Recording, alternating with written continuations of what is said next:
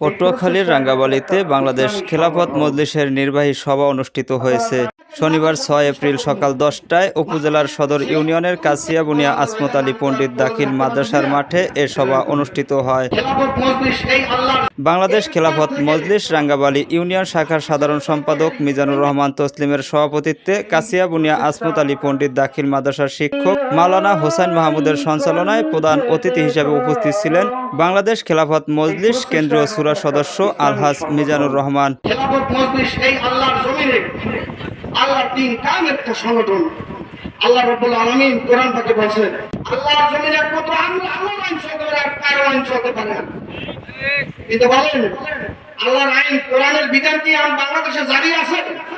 সর্বত্র যদি কোরআনের বিধান চালু থাকতো, তাহলে আমাদের সমাজে সুদ, ঘুষ, জুয়া, দুর্নীতি, চাঁদাবাজি, দখলবাজি, টেন্ডারবাজি, মাছের ঘিরে দখল, অন্যের জমি সরকারি নিয়ে দখল করা, অন্যের দোকান বন্ধ করে দেওয়া, চাঁদাবাজি করা, ঘুষ দুর্নীতি করা, এইগুলি এই দেশে থাকতো না যদি নাকি আমার দেশে এই বাংলাদেশে ইসলামী হুকুমত কায়েম থাকতো।